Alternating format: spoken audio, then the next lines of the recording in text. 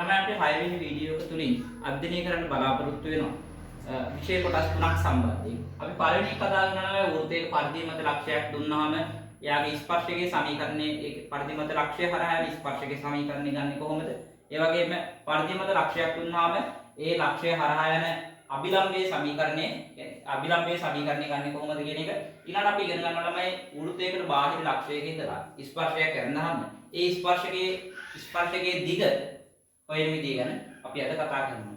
එතකොට නම් අපි මීට කලින් දවසේ කතා කරනවා තමයි කිසියම් ලක්ෂයක ඉඳලා කියන්නේ වෘත්තයකට අනුබද්ධ කිසියම් ලක්ෂයක ඉඳලා වෘත්තයකට අඳින්න පුළුවන් ස්පර්ශ ගැන කතා කරා. ඒක අපි චුට්ටක් මතක් කරගන්නමු. එතකොට තමයි ඕගලන්ට පැහැදිලි. වෘත්තයේ මෙහෙම තියෙනවා නම් වෘත්තයේ පරිබාහිර ලක්ෂයක් සැලකුවාම මේ ලක්ෂයේ ඉඳලා මේ වෘත්තයකට ස්පර්ශක දෙකක් අඳින්න පුළුවන් කියලා අපි කලින් පැහැදිලි කරා. එතකොට ස්පර්ශ කියන්නේ තමයි අනිවාර්යෙන් කේන්ද්‍රයත් එක්ක යා කරන රේඛාවයි කේන්ද්‍රය සහ ස්පර්ශක ලක්ෂය අතර රේඛාව අභිලම්බයේ ස්පර්ශක රේඛාවත් එක්ක ලම්බක වෙන්න ඕනේ. එහෙනම් මෙහෙම තමයි ස්පර්ශක වෙන්නේ. ඊළඟ දෙවෙනි අවස්ථාවක් කතා කරලා ළමයි මේ ලක්ෂය වෘත්තයේ මත තිබ්බොත් මෙයාට ස්පර්ශක එකක් අඳින්න පුළුවන්. ඒ ස්පර්ශකය තමයි ළමයි මේ තියෙන්නේ. ඊළඟට අපි කතා කරා වෘත්තයේ තුල ලක්ෂයක් තිබ්බොත් මේ ලක්ෂය හරහා ළමයි අඳින ඕනෑම රේඛාවක් මගින් වෘත්තය දැන් දෙකකින් ඡේදනය වෙනවා. එහෙනම් ළමයි මෙතනදී බාහිර ලක්ෂයෙන් ස්පර්ශක දෙකකුත් මෙතනදී තනි ස්පර්ශයකුත් මෙතනදී අපිට ස්පර්ශක ලක්ෂ මේ ස්පර්ශක රේඛා හම්බෙන්නේ නැහැ. එතකොට අපි මේ වල සමීකරණ ඉගෙන ගත්තා කලින් දවසේ. අද අපි ඉගෙන ගන්නවා වෘත්තයේ මත ලක්ෂයක් දුන්නාම මෙන්න මේ රේඛාවේ සමීකරණය සහ අභිලම්බය කියන්නේ මෙන්න මේ රේඛාවේ සමීකරණයක් අද ඔයම ඉගෙන ගන්නවා. ඊට අමතරව ළමයි අපි බාහිර ලක්ෂයක ඉඳලා මෙන්න මේ ස්පර්ශකේ රන්දාම ස්පර්ශයක් යනදුත් බාහිර ලක්ෂ ස්පර්ශයක් යනදුත් එන්නේ ස්පර්ශක දිග කියලා කතා කරන්නේ මෙන්න මේ දිග හොයන්න අපි අද බලාපොරොත්තු වෙනවා. එහෙනම් අපි යම් පළවෙනි මාතෘකාව තියෙන වෘත්තයක පරිධිය මත ලක්ෂයකදී වෘත්තයකට ඇඳි ස්පර්ශක මේ වෘත්තයට ඇඳි ස්පර්ශකයේ සමීකරණය හොයන විදිය. බලන්න මේ අපි මේකේ වෘත්තය ගන්නවා x වර්ගය දන y වර්ගය දන දෙකක් dx දන දෙකක් fy දන c සමානයි බිඳුව වෘත්තයේ මත p0 කියන ලක්ෂය තියෙනයි කියලා අපි හිතනවා. එහෙනම් ළමයි මේකට අදාළව අපිට පින්තූරයක් අඳින්න පුළුවන් මෙන්න මේ විදිහට. මේ තියෙන මගේ වෘත්තය. මේ වෘත්තය තමයි ළමයි s සමානයි බිඳුව කියන එක. මෙයා මත අපි ලක්ෂයක් සලකමු මෙතන. මේ ලක්ෂය කියලා කියන ළමයි p0 මෙයාගේ කණ්ණාංකය x0 y0 කියලා කියනවා. එහෙනම් ළමයි මෙයාගේ ස්පර්ශකය වෙන්න ඕනේ. මෙන්න මෙහෙම යන රේඛාව. ස්පර්ශකය වෙන්න ඕනේ. මෙන්න මේ විදිහට යන රේඛාව. එතන මේ රේඛාව මෙයාගේ කේන්ද්‍රයත් එක්ක අනිවාර්යෙන් ලම්බක වෙන්න ඕනේ. ස්පර්ශ ලක්ෂයේදී කේන්ද්‍රයත් එක්ක ලම්බක වෙනවා. ළමයි අපි මෙයාගේ වෘත්තයේ සමීකරණය දන්නවා. වෘත්තයේ සමීකරණය දන්න හින්දා මට කේන්ද්‍රයේ khණ්ඩාංක වෙන එක අමාරු දෙයක් නෙමෙයි. එහෙනම් ළමයි ඔයගොල්ලෝ දන්නවා බොහොම සරලයි. මට මෙයාගේ කේන්ද්‍රය O කියලා ගත්තොත් මේ කේන්ද්‍රයේ khණ්ඩාංක ගන්න පුළුවන් ඍණ G ඍණ F කියලා. කේන්ද්‍රයේ khණ්ඩාංක ගන්න පුළුවන් ඍණ G ඍණ F කියලා. දැන් ළමයි මොනවද ඔයගොල්ලන්ට මේකේ තියෙන මේ සිද්ධිය තුල තිබ්බහම මේ සිද්ධිය බැලුවාම ඔයගොල්ලන්ට ගන්න පුළුවන් ගණිතමය සම්බන්ධය. පළවෙනි ගණිතමය සම්බන්ධය තමයි ළමයි මේ p0 x0 කියන ලක්ෂය p0 x0 කියන ලක්ෂය මෙන්න මේ වෘත්තයේ මත තියෙන්නේ. ඒක පැහැදිලිව ප්‍රශ්නයක් කියනවා අපිට x0 මෙන්න මේ s සමානයි බිඳුව වෘත්තයේ මත p0 x0 ලක්ෂය ඇතයි සලකුණු. එහෙනම් අනිවාර්යයෙන් p0 x0 කියන ලක්ෂය තියෙන්නේ වෘත්තයේ මත. එහෙනම් ළමයි මෙන්න මේ වෘත්තයේ සමීකරණය මෙන්න මේ x0 y0 ලක්ෂය ආදේශ කරා නම් මේ සමීකරණය මොකද වෙන්න ඕනේ? තෘප්ත වෙන්න ඕනේ. ඒක තමයි ළමයි අපේ පළවෙනි සම්බන්ධය. එහෙනම් අපි මෙහෙම ලියමු. පළවෙනි සම්බන්ධය කියලා කියන්නේ p0 ලක්ෂය p0 x0 y0 ලක්ෂය p0 x0 y0 ලක්ෂය s සමානයි බිඳුව වෘත්තයේ මත බැවින් වෘත්තයේ මත බැවින් x0 y0 මගින් x0 y0 මගින් වෘත්තයේ තෘප්ත කළ යුතුයි. ඊට සමීකරණය තෘප්ත විය යුතුයි. එහෙනම් අපි කිව්වේ හැකි x0 වර්ගය ධන y0 වර්ගය ධන 2gx0 ධන 2fy0 ධන c සමානයි බිඳුව. ළමයි මම මේක x0 y0 වර්ගය එහා පැත්තට දාලා තියාගන්න. ඒක එහෙම දාන්න හේතුව මම ඉදිරියේදී පැහැදිලි කරන්නම් ඕගලන්ට fy0 ධන c සමානයි ඍණ x0 වර්ගය ඍණ y0 වර්ගය කියලා. ඍණ y0 වර්ගය කියලා. ඊළඟට තමයි දැන් මගේ අරමුණ තමයි මෙන්න මේ ස්පර්ශක රේඛාවේ සමීකරණය ගන්න. ළමයි ස්පර්ශක රේඛාවේ සමීකරණය ගන්න ගියාම අපිට මෙතන ලක්ෂයක් ගන්නවා. P0 කියන්නේ ස්පර්ශක රේඛාව මත තියෙන ලක්ෂයක්. එහෙනම් ස්පර්ශක රේඛාව මත ලක්ෂයක් ගන්නවා නම් මට මේ රේඛාවේ සමීකරණය ගන්න. තාම මොනවද ඕනේ? ඔයගොල්ලෝ දන්නවා. බොහොම සරලයි. එතකොට මෙයාගේ තමයි x0 y0 කියන ලක්ෂයක් තියෙනවා මේ රේඛාව මත. එහෙනම් තමයි මට මේ රේඛාවේ අනුක්‍රමණය දන්නවා නම් මට ස්පර්ශක රේඛාවේ සමීකරණය ගන්න පුළුවන්. එතකොට මේකනේ අපේ ස්පර්ශකය කියන්නේ ළමයි. ස්පර්ශක රේඛාවේ සමීකරණය ගන්න පුළුවන්. ළමයි දැන් මට මගේ ලක්ෂ්‍ය දන්නවා අනුක්‍රමණය දන්නේ නැහැ. මෙයාගේ අනුක්‍රමණය හොයා ගන්න පුළුවන්. අපි දන්නවා ළමයි මෙහෙම සිද්ධියක්. රේඛා දෙකක් එකිනෙකට ලම්බකයි නම් රේඛා දෙකක් එකිනෙකට ලම්බකයි නම් ඒ රේඛා දෙකේ අනුක්‍රමණ ගුණිතය අනිවාර්යෙන් ඍණ එකක් වෙන්න ඕනේ. අපි ළමයි සරල රේඛාවේ පාඩමේදී ඉගෙන ගත්තා. ඒතර මෙයාගේ අනුක්‍රමණය අපි දන්නවා නම් ළමයි මෙයාගේ අනුක්‍රමණය හොයා ගන්න පුළුවන්. මේ අනුක්‍රමණ දෙකේ ගුණිතය ඍණ එකට සමාන වෙනවා. දැන් ඊළඟ ප්‍රශ්නේ තමයි ළමයි මෙයාගේ අනුක්‍රමණය කොහොමද දන්නේ? මෙයාගේ අනුක්‍රමණය අපිට හොයන්න පුළුවන් ළමයි ලක්ෂ දෙකක් ගන්න. ඒතර ලක්ෂ දෙකක් ගන්නවා නම් අනුක්‍රමණය ගන්න පුළුවන් ළමයි y කණ්ඩාංක වෙනස බෙදීම x කණ්ඩාංක වෙනසම කි. එහෙනම් ළමයි මුලින්ම අපි OP0 කියන රේඛාවේ අනුක්‍රමණය කරමු. එහෙනම් MOP0 ඒ කියන්නේ OP0 රේඛාවේ අනුක්‍රමණය. එයාගේ නමයි y කණ්ඩාංක වෙනස බෙදීම x කණ්ඩාංක y0 ඍණ f බෙදීම x0 ඍණ g. එයාලා මෙතනින් අපිට එනවා y0 ධන f බෙදීම x0 ධන g කියලා. ඊළඟට අපි දන්නවා මේ රේඛා දෙකේ කියන්නේ OP0 රේඛාවේ ස්පර්ශකයේ ලම්බක හින්දා අපි දන්නවා OP0 සහ ස්පර්ශක රේඛාව ලම්බක බැවින් ස්පර්ශක රේඛාව ලම්බක බැවින් අපි ලියන්න පුළුවන් ළමයි MOP0 වැඩි කිරීම. මම ළමයි ස්පර්ශකයේ අනුක්‍රමණය m කියලා ගන්නවා. මෙයාගේ අනුක්‍රමණය m කියලා ගන්නවා. m සමානයි ඍණ 1 කියලා ගන්නවා. දැන් ළමයි අපි මේ OP0 රේඛාවේ අනුක්‍රමණයට ආදේශ කරමු. ආදේශ කරාම තමයි අපිට මෙන්න මේ විදිහට සම්බන්ධයක් එන්නේ. y0 ධන f බෙදීම x0 ධන g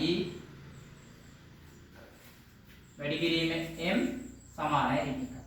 එයාලා මෙතනින් අපිට m කියන එක නෑනවා ඍණ x0 ධන g බෙදීම y0 ධන f කියන y0 ධන f. දැන් ළමයි රේඛාව දන්නවා රේඛාවේ ලක්ෂ්‍ය දන්නවා අනුක්‍රමණය දන්නවා එහෙනම් මට ස්පර්ශක රේඛාව ලියන්න පුළුවන් ස්පර්ශක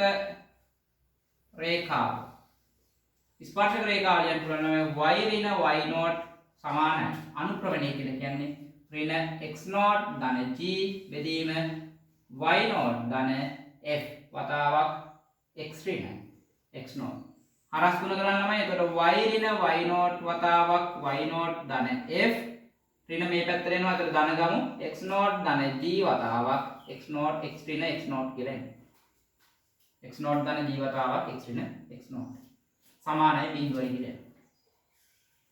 දැන් ළමයි මේක අපි සුළු කරන් ගියොත් මට එනවා y y0 ධන yf ඍණ y0 වර්ගය ඍණ y0 f x x0 ධන ඍණ x0 වර්ගය ධන gx ඍණ gx0 සමානයි බිඳුව. මෙතන ළමයි ඍණ x0 වර්ගයයි ඍණ y0 වර්ගය එක තැනට ගමු. ඒතර y y0 ධන yf ඍණ y0 f ධන x x0 ධන gx ඍණ gx0 සමානයි බිඳුව. දැන් ළමයි මට මෙන්න මේ දෙක වෙනුවට මෙන්න මෙතනින් අපිට ආදේශ කරන්න පුළුවන්. මෙන්න මේ වගේ. ඒකයි ළමයි මම මේක කලින් උත්තර කරේ ඍණ x0 වර්ගය ඍණ y0 වර්ගය.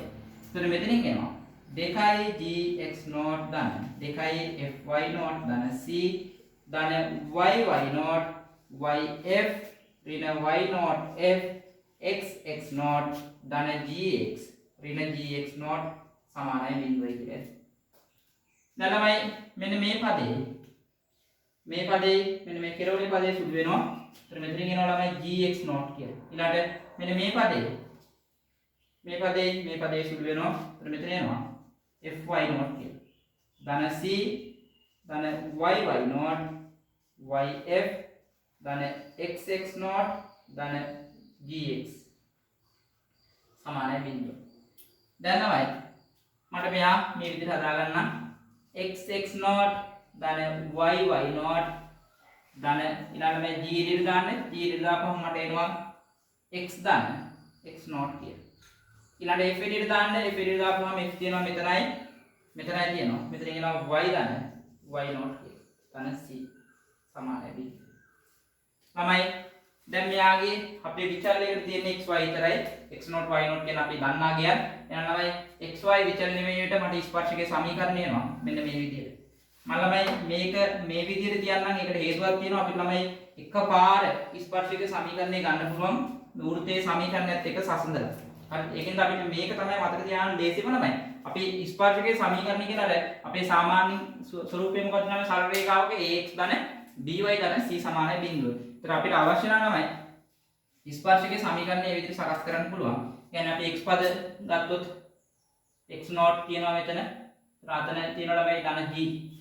මෙතන තියෙනවා ධන g වතාවක් x ධන. මෙතන y not තියෙනවා. y not තියෙනවා. ඊළඟ ළමයි තව y පදයක් තියෙනවා මෙතන f ධන f වතාවක් y ඊළඟ අපි මේ පදේ ගත්තා. මෙතන ළමයි gx not කියන අපි දන්න දේ නියතයක් වෙනවා. ඊළඟ fy not කියන්නේ තමයි නියතයක් වෙනවා. ධන c කියන්නේ නියතයක්. දැන් ළමයි හරිනේ.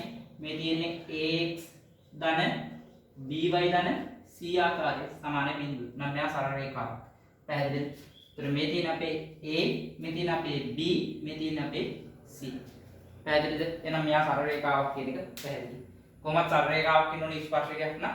දැන් ළමයි එතකොට අපිට බොහොම සරලව එනවා. මෙයාගේ ස්පර්ශකයේ සමීකරණය මේක මේක මතක තියාගන්න මේක තමයි ලේසි මතක තියාගන්න. ඒකට හේතුව තමයි මේ බලන්න මේ වෘත්තයේ සමීකරණයත් එක්ක මැච් වෙනවා. x not වර්ගය y not වර්ගය g වතාවක් x ධන x not f වතාවක් y ධන y not ධන c සමානයි බිඳුවයි. මම ඒක මැච් වෙන විදිය ගැන කියන්නේ මෙයා මේකත් එක්ක සම්බන්ධ කරලා එකපාර ස්පර්ශකයේ සමීකරණය ගන්න විදිය ගැන ඊළඟට අපි බලමු. සටහනකට අපි ළමයි දාගමු. දැන් අපි දන්නවා වෘත්තයේ සමීකරණයක ඉන්නවයි s සමානයි x වර්ගයේ ධන y වර්ගයේ ධන දෙකක් gx ධන දෙකක් fy ධන c සමානයි බිඳුවයි. ළමයි මට මෙයා මෙහෙම ලියන්න පුළුවන් නේ. xx ධන yy ධන g වතාවක් x ධන x ධන f වතාවක් y ධන y ධන c සමානයි බිඳුවයි. මෙහෙම ලියන්න. දැන් ළමයි මට ඕනේ x not y not ලක්ෂය හරහා යන x not y not ලක්ෂය හරහා යන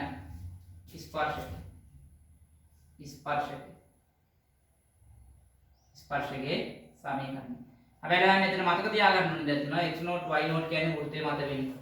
මේකත් මම ලියන්න x not y not වෘත්තයේ මත විය යුතුයි.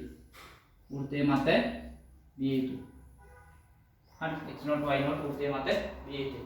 දැන් ළමයි මට මේ එකපාර ගන්න පුළුවන්. මෙන්න අපේ සමීකරණය එනවා. මම අර එක x එකට x not දානවා.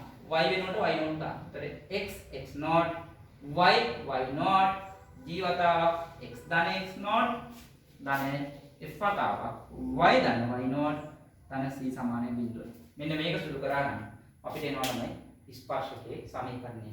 බොහොම සරලයි. අපිට එකපාර ගන්න පුළුවන් තමයි එකපාර ගන්න පුළුවන් වෘත්තයේ මත ලක්ෂයක් දුන්නාම එයාගේ ස්පර්ශකයේ සමීකරණය මේ විදිහට එකපාර ගන්න පුළුවන්. හැබැයි ළමයි අපිට මේක එකපාර පාවිච්චි කරන්න පුළුවන්. ඒ වගේම මෙයාගේ සාධනයක් දැනගෙන ඉන්නවා.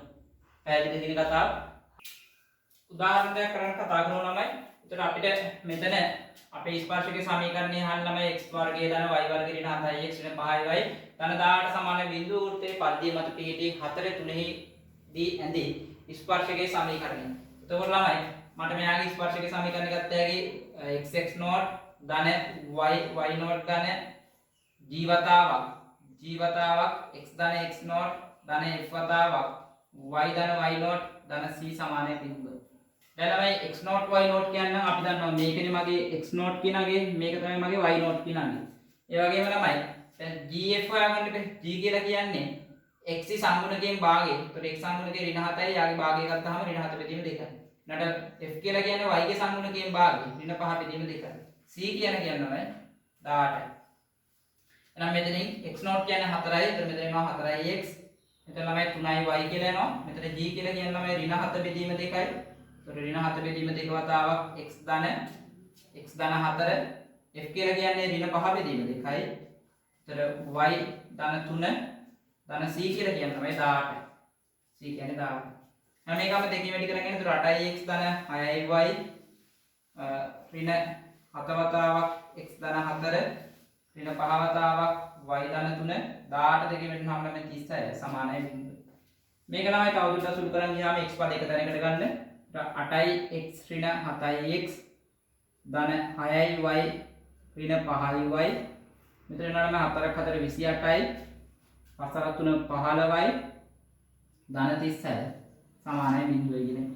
එතන 8x ගෙන් 7x අරනවාම ළමයි x එනවා 6y ගෙන් 5y අරනවාම y දෙනවා.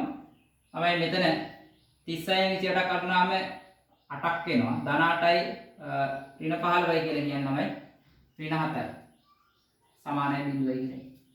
සමානයි බිඳුව. මේක තමයි අපේ ස්පර්ශක ලක්ෂ මේ 4 3 ලක්ෂය හරහා යන ස්පර්ශකය. වෘත්තය ගැන ස්පර්ශකය. ළමයි ඊළඟ ගාන බලන්නකො x වර්ගය ධන y වර්ගය සමානයි 25 යන වෘත්තයේ පරිධිය මත පිහිටි 4 ඍණ 3 ඇඳි ස්පර්ශකය සමීකරණය අහන්න. එතකොට ළමයි අපි කලින් වගේම මේක තමයි මගේ x නෝට් වෙන්නේ. මේක තමයි මගේ y නෝට් වෙන්නේ. ළමයි මෙයාගේ මට කියන්නකො g කියන්නේ කීයද? g කියන්නේ x සංහුණකය. ළමයි x සංහුණකයක් මෙයාගේ නෑ. එහෙනම් බිඳුව. f කියලා කියන්නේ y ගේ සංහුණකය. මෙයාගේ තමයි y පදයක් නෑ. එහෙනම් මෙයාත් බිඳුව. c කියලා කියන්නේ ළමයි 25 මේ පැත්තට ඍණ වෙනවා. c කියන්නේ ඍණ 25. එහෙනම් අපිට සාධාරණ සමීකරණය ගත්තොත් x නෝට් ධන y නෝට් ධන g වතාවක් x ධන x නෝට් ධන f වතාවක් y ධන y නෝට් ධන c සමානයි බිඳුව. එහෙනම් ළමයි x නෝට් කියලා කියන්නේ 4යි. ඒතර මෙතන 4යි x මෙතන ළමයි ඍණ 3යි y කියලා එනවා. ඍණ 3යි y g කියන්නේ බිඳුවයි. එතන ළමයි මට x නෝට් ආදේශ කරන්න ඕනේ බිඳුව වැඩි කරාම බිඳුවයි. f කියන්නේ බිඳුවයි. y නෝට් ආදේශ කරන්න ඕනේ c කියන්නේ ළමයි ඍණ 25. එහෙනම් මෙතනින් එනවා 4x ඍණ 3y ඍණ 25 සමානයි බිඳුවයි කියන්නේ. මේක තමයි ළමයි 4 ඍණ 3 ලක්ෂය හරහා මෙන්න මේ කින වෘත්තයට ඇඳි හරහා යන මේ කින වෘත්තයට ඇඳි ස්පර්ශකයේ සමීකරණය.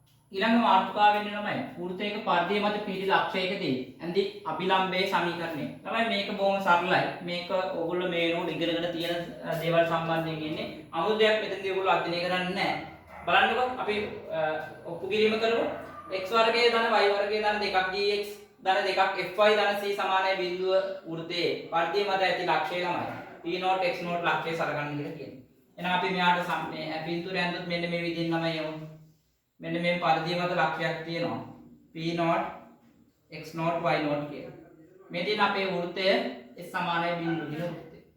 ළමයි එතකොට මෙතන අභිලම්බය කියලා කියන්නේ ස්පර්ශක රේඛාවත් එක්ක ළමයි අභිලම්බය ඇදෙන්නේ. එතකොට මෙයාට ළමයි ස්පර්ශක රේඛාව ඇඳුවොත් මෙන්න මෙහෙම නේ ළමයි ස්පර්ශක රේඛාව ඇඳෙන්නේ.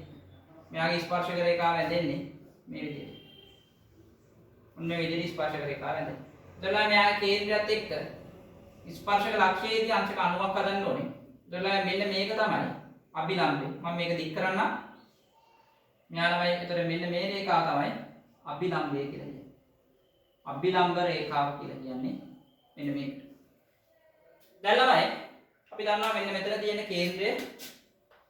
කේන්ද්‍රයේ කණ්ණායක ළමයි දන්නවා මේ වෘත්තීය සමීකරණය මේක නම් එයාගේ කේන්ද්‍රයේ කණ්ණායකය ඍණ g ඍණ f. මෙයාගේ කේන්ද්‍රයේ කණ්ණායකය ඍණ g ඍණ f.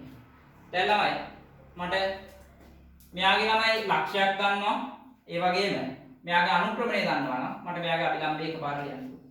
ළමයි බොහොම සරලයි. ඒතර මට මෙයාගේ අනුක්‍රමණය ගමු mcp නෝට් mcp නෝට් කියලා cp නෝට් කියන රේඛාවේ අනුක්‍රමණය ගන්න. mcp නෝට් සමානයි y කණ්ඩාංග වෙනස බෙදීම x කණ්ඩාංග වෙනස. එතන y කණ්ඩාංග වෙනස කියලා කියන්නේ y නෝට් ඍණ f බෙදීම x නෝට් ඍණ g. එහෙනම් මෙතන එනවා y නෝට් ධන f බෙදීම x නෝට් ධන g x නෝට් ධන g කියලා. ඊළඟ මට cp නෝට් රේඛාව ගන්න පුළුවන්. cp නෝට් රේඛාව එවත් අභිලම්බය. අභිලම්බය ගන්න පුළුවන් ළමයි. y ඍණ y නෝට් සමානයි. අනුක්‍රමණය කියන්නේ මේක y නෝට් ධන f බෙදීම x නෝට් ධන g. වතාවක් x ඍණ x නෝට්. ඒක තමයි අපි x නෝට් y නෝට් කියන්නේ ලක්ෂයක් දන්නවා. මෙයාගේ ළමයි නොදන්න පදයකට තියෙන්නේ xy විතරයි. එතකොට ඔයගොල්ලන්ට බොහොම සරලව මෙතනින් ගත්ත හැකි. මේක මගින් මෙදින අපේ අභිලම්බ සමීකරණය. මේක ළමයි සුළු කරන්න. එතකොට අපේ සරල රේඛාවක සාධාරණ ස්වරූපයට කියන්නේ x ධන by ධන c සමාන බිඳුව. මෙතන ළමයි x0 y0 g f කියන පද හතරම දන්නේ හින්දා නොදන්න පදයකට තියෙන්නේ x සහ y විතරයි. එහෙනම් මේක අපේ අභිලම්බයේ සමීකරණය. මේ ඉන්නේ අපිට අභිලම්බයේ සමීකරණය. බොහොම සරලයි ළමයි. අපි උදාහරණයක් ගමු ළමයි. ඒතර අපේ පළවෙනි උදාහරණය කියන්නේ x0 x වර්ගය ධන y වර්ගය ඍණ 7x ඍණ 5y ධන 18 සමානයි බිඳුව. වෘත්තයේ පරිධිය මත මේ ලක්ෂය දෙන ළමයි 3 2 කියලා. එන්නේ ලක්ෂයේදී ඇති අභ්‍යම්බයේ සමීකරණය අපෙන් අහන්නේ. ඒතර ළමයි කෙලින්ම මේකට ආදේශ කරන්න. ඒතර මගේ x0 y0 කියන්නේ මොනවද ළමයි? මෙන්න මේක තමයි x0 y0 කියලා කියන්නේ. එතන මට මෙයාගේ gf හොයා ගන්න ඕනේ. මෙයාගේ ළමයි g කියලා කියන්නේ ඍණ 7 බෙදීම 2යි. f කියලා කියන්නේ ඍණ 5 බෙදීම 2යි. අපිට c ඕනේ නැහැ මේකදී. ළමයි මෙන්න මෙයාගේ අපිට එකපාර ගන්න පුළුවන්. y ඍණ y0 සමානයි. y0 ධන f බෙදීම g0 ධන x0 ධන g වතාවක් x ඍණ x0. දැන් ළමයි y ඍණ y0 කියලා කියන්නේ 2යි. y0 කියන්නේ 2යි. f කියලා කියන්නේ ළමයි ඍණ 5 බෙදීම 2යි. x0 කියන්නේ ළමයි 3යි. g0 කියන්නේ ඍණ 7 බෙදීම 2යි. x ඍණ x0 කියලා කියන්නේ 3යි. මෙයා ළමයි අපි සුළු කරන් ගියොත් මෙතනින් එනවා y ඍණ 2 සමානයි. මෙයා ළමයි දෙකෙන් පොදු වරයක් ගත්තොත් 4යි ඍණ 1 බෙදීම 4. මෙතන එනවා ඍණ 1 බෙදීම. ඍණ 1 බෙදීම 2. මෙතන ඍණ 1 බෙදීම 2යි කියන්නේ. දෙවරක් 2 4යි 4 ඍණ 5 කියන්නේ ඍණ 1යි ඍණ 1 බෙදීම 2යි. 6යි 6 ඍණ 4 කියන්නේ ඍණ 1යි ඍණ 1 බෙදීම 2යි. වතාවක් x ඍණ 3. එතනයි ඍණ භාගයේ ඍණ භාගය කැපෙනවා. මෙතන කියනවා y ඍණ 2. y ඍණ 2 සමානයි x ඍණ 3.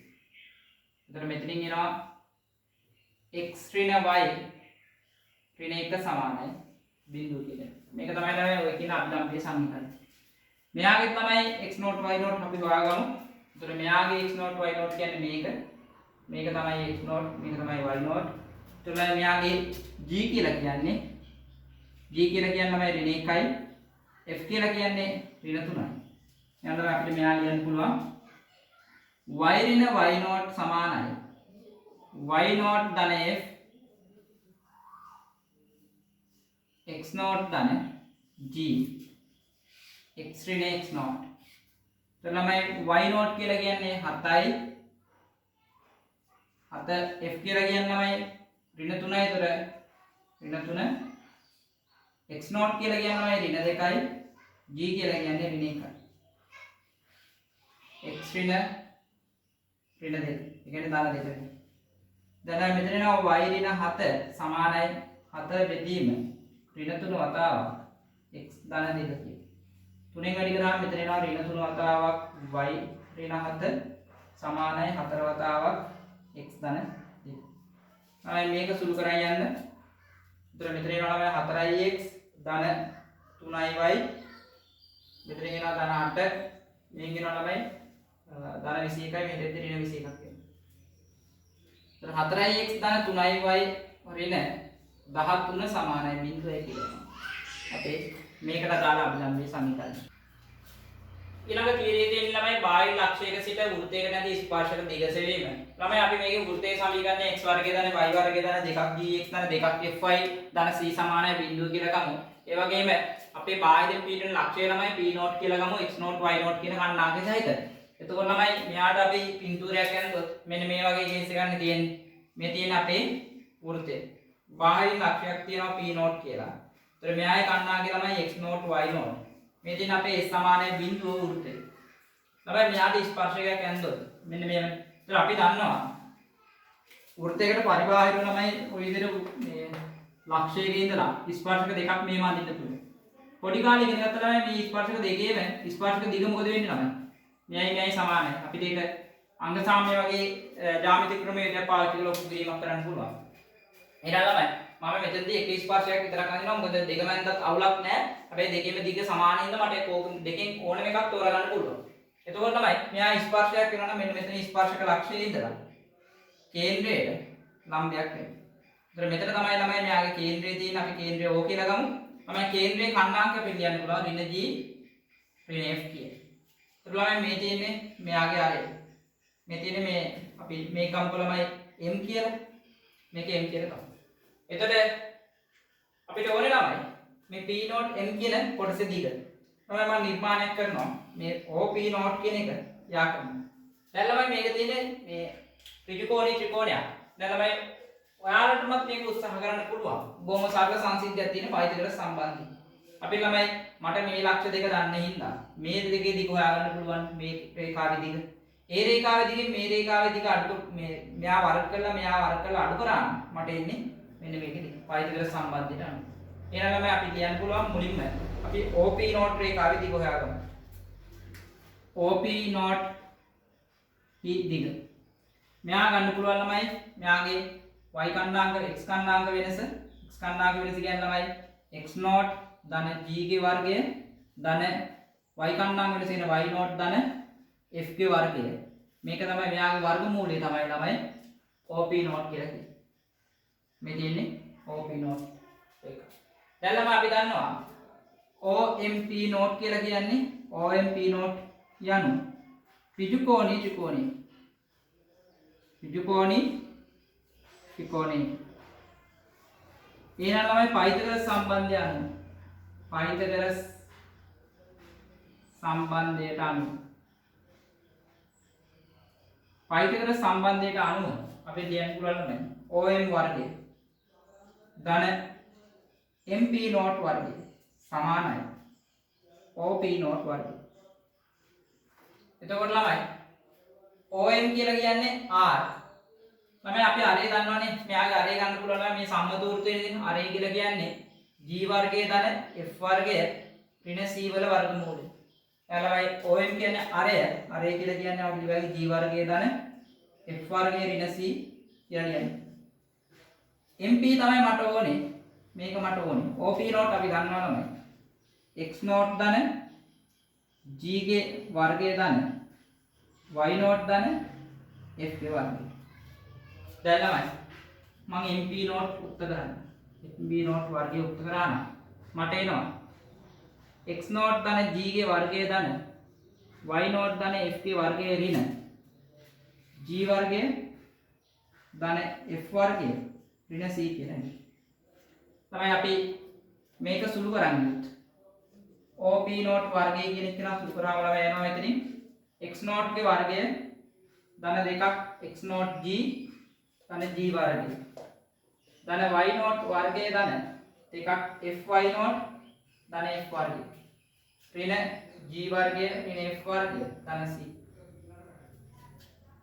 g වර්ගයට g වර්ගය කැපෙනවා f වර්ගයට f වර්ගය කැපෙනවා. දැන් ළමයි මෙතනින් එන්නේ x නෝට් වර්ගය ධන y නෝට් වර්ගය ධන දෙකක් gx නෝට් ධන දෙකක් fy නෝට් ධන c කියන්නේ. තමයි මේ කියන්නේ කවුද අපේ? ඔය තියෙන වෘත්තයනේ s නේ. එහෙනම් මට මෙයා ලියන්න පුළුවන් ළමයි. OP කියලා කියන්නේ s. අපි මේකනේ s කියන වෘත්තය. s කියන වෘත්තේ තමයි x නෝට් y නෝට් කියන ලක්ෂ්‍ය ආදේශ කරලා x නෝට් y නෝට් කියන ලක්ෂ්‍ය ආදේශ කරලා. එහෙනම් මට OP නෝට් කියන එක ගත්තා ඒ ළමයි වර්ගමූල s x note y note. මෙන්න මේ වගේ අපිට ලස්සන පැහැදිලි සම්බන්ධයක් ගන්න පුළුවන් ළමයි. ස්පර්ශක දිග කියලා කියන්නේ එයාගේ ස්පර්ශක බාහිරින් පවතින ලක්ෂ්‍ය එකපාර ආදේශ කරලා වර්ගමූලය ගත්තා නම් අපිට කෙලින්ම ස්පර්ශක. ඊළඟට අපි උදාහරණයක් ගමු. පහේ අට ලක්ෂයේ සිට x වර්ගය ධන y වර්ගය ඍණ 2x ධන 4y ඍණ 20 සමානයි බිඳුව වෘත්තයට ඇඳී ස්පර්ශකයේ දිග අහන්න. ඒතකොට මේක අපිට එකපාර මෙහින් පාවිච්චි කර ගන්න පුළුවන්. කොහොමද ගන්න වෙන්නේ? ඒතර ස්පර්ශකයේ දිග අපි ස්පර්ශකයේ දිග කියලා කියනවායි මූල මේක තමයි අපි s කියලා ගන්න. ඒතර මගේ මේක තමයි ළමයි මම s කියන්නේ. ඒතර s ඛණ්ඩාංකය වෙන්නේ මගේ 5 8. 5 8 5 වර්ගයේ 25යි 8 වර්ගයේ 64යි ඍණ 10යි 8 වරක් 4 32යි ඍණ 20 වර්ගමූලය. මේක සුළු කරන්න. ඒතර අපිට එනවා 25යි. ඒතර මෙතන 64යි. එකතු කරාම ළමයි එනවා 5යි 4යි 9යි. 9යි 2යි 11යි. 11න් එක දැම්මා එකක් ඉතුරුයි 3යි 9යි 9යි 3යි 9යි 3යි 12යි 12යි 3ක් අඩු කරාම 9යි 91යි. එහෙනම් මෙන්න ස්පර්ශයේ දිග එනවා මූල 91යි. ඊළඟ ගානමේදී ඍණ 5යි 1ේ ලක්ෂයේ සිට 2x වර්ගය ධන 2y වර්ගය ඍණ 5x ධන 6y ඍණ 3 සමානයි බිඳුව. ළමයි මේ තියෙන වෘත්තයේ සම්මත ස්වරූපය නෙමෙයි. එහෙනම් අනිවාර්යයෙන්ම මේක ආදේශ ගන්න කරන්නේ වෘත්තයේ සම්මත ස්වරූපයට ගේන්න වෙනවා. මම s කියලා ගත්තොත් s කියන එක නා සමාන වෙනවා ළමයි සම්මත ස්වරූපයට ගේන දෙකෙන් බෙදන්න. ඒතර x වර්ගය ධන y වර්ගය ඍණ 5 බෙදීම 2x ධන 3y ඍණ 3 බෙදීම 2 සමානයි බිඳුවයි කියන්නේ. දැන් ළමයි ආදේශ කරන්න අපි ස්පර්ශක දිග ගන්න පුළුවන්. වර්ගමූල ඇතුලේ s කියන්නේ මගේ මේක කණ්ණාංකය වෙන්නේ ළමයි ඍණ 5 ආදේශ කරමු. එතකොට ඍණ 5 වර්ගයේ 25යි 1 වර්ගයේ 1යි. එතකොට මෙතන ඍණ 5 බෙදීම දෙවතාවක් ඍණ 5යි ඊළඟට ධන 3යි 3 වතාවක් y කියලා කියන්නේ y කියන්නේ 1යි ඊළඟට ඍණ 3 බෙදීම 2යි. මෙතනින් එනවා ළමයි සුළු කරාම 25 26යි 26 ධන 25 බෙදීම 2යි ධන 3 ඍණ 3 බෙදීම 2 වර්ගමූලය. එතකොට මෙතනින් එනවා ළමයි දෙකෙන් පොදු හරයක් ගන්න දෙකෙන්.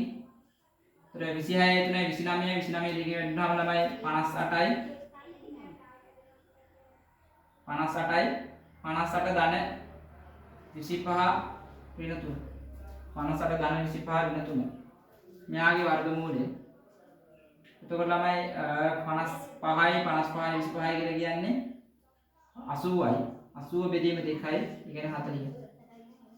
මෙයාගේ දැන් මූල 40 ඒ කියන්නේ 2යි මූල 10ක් විතරයි.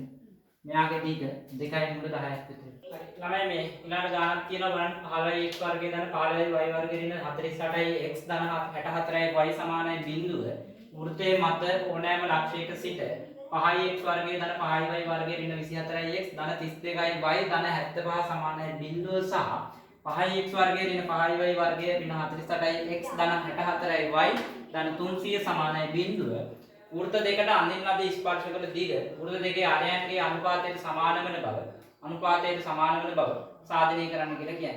ඒතකොට ළමයි මේක ඔයගොල්ලෝ කරලා බලන්න මම ඊළඟ දවසේ මේ වීඩියෝ එකේ පටන් ගන්නකොටම මේක සාකච්ඡා කරන්න. හරි සරල දෙයක් තියෙනවා මේක වෘත්ත තුනක් තියෙන්නේ. වෘත්ත තුනට ළමයි මේ පළවෙනි වෘත්තයේ මත තියෙන ඕනෑම ලක්ෂයක් කරගෙන ඒ ලක්ෂය ඉඳලා මේ වෘත්ත වලට ස්පර්ශ ගන්නාම මේ ස්පර්ශක දිග අතර අනුපාතය ආරයන් අතර අනුපාතයට සමාන වෙනවා කියලා කියන්නේ. හරි මේක ඔයගොල්ලෝ හදන්න.